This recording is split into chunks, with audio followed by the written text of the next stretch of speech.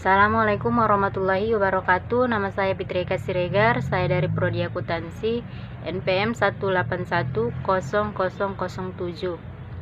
Adapun tujuan saya membuat video ini untuk melengkapi tugas saya dalam mata kuliah bimbingan skripsi. Di sini saya akan menjelaskan tentang proposal penelitian saya yang berjudul Analisis Penerapan Akuntansi Zakat, Infak, dan Sodaqoh. Yang pertama yaitu pendahuluan yang meliputi satu, latar belakang masalah, yang kedua rumusan masalah, yang ketiga tujuan penelitian, yang keempat manfaat penelitian, dan yang kelima tinjauan teori. Kemudian yang kedua yaitu kajian pustaka. Di dalam kajian pustaka meliputi satu, pengertian zakat, infak, dan sodaqoh. Yang pertama yaitu zakat. Zakat merupakan rukun Islam yang ketiga setelah syahadat dan sholat. Kemudian infak.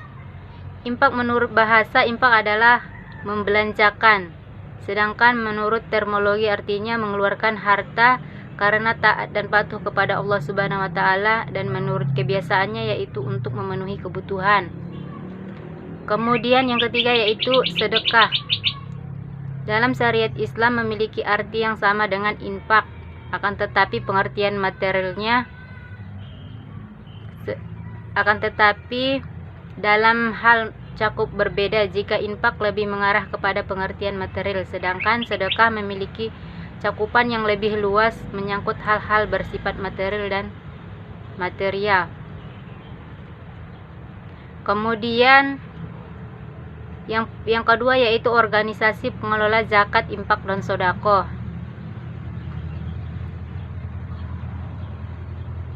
Yang pertama, pengertian organisasi pengelola zakat. Organisasi pengelola zakat merupakan istilah lain dari amil zakat. Kemudian yang kedua yaitu bentuk organisasi pengelola zakat. Bentuk organisasi pengelola zakat, Undang-Undang Nomor 38 Tahun 1999 menjadi dasar bagi organisasi pengelola zakat dalam menjalankan operasinya. Kemudian yang ketiga yaitu konsep akuntansi zakat, infak, dan sodaqoh. Pengertian akuntansi secara umum menurut American.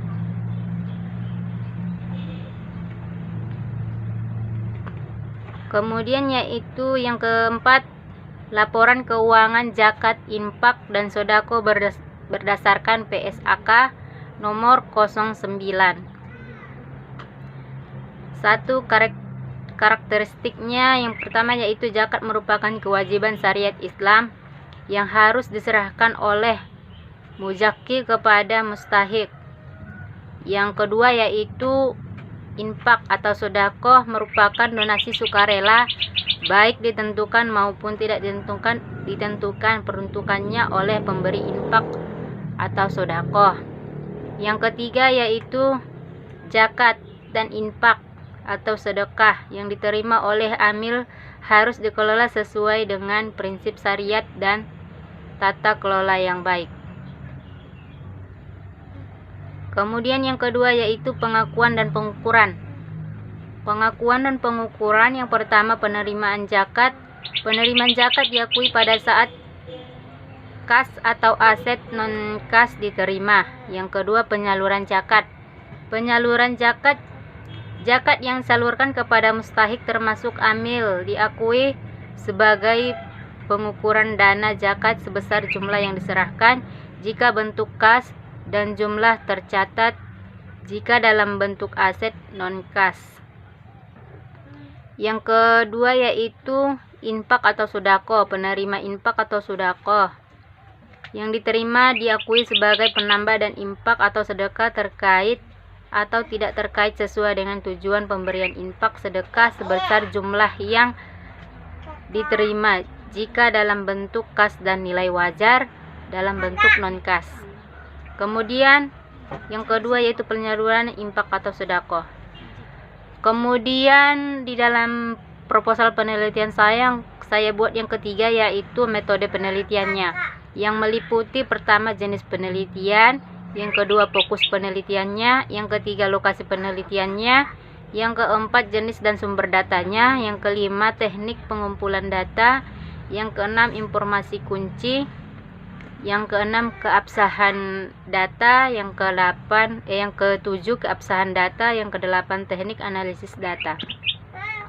Kemudian di sini daftar pustakanya ada 6. Dan yang terakhir saya buat yaitu daftar pernyataan wawancara untuk Kepala Cabang Lajismu Lembaga Zakat Infak dan Sodaqoh Muhammadiyah Padang Sidimpuan. Pertanyaan yang pertama yaitu apakah visi dan misi dari Lajismu? Yang kedua, apakah saja program kerja yang ada di Lajismu?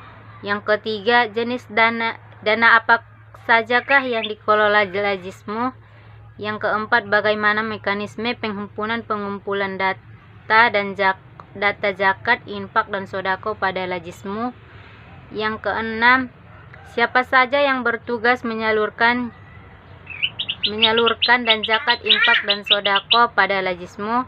Yang ketujuh yaitu apakah dalam proses pendistribusian data zakat, infak dan sodako terdapat kendala-kendala yang dihadapi oleh Lajismu? Yang kedelapan yaitu program apa saja yang dilakukan oleh Lajismu dalam pendanaan zakat, infak dan sodako.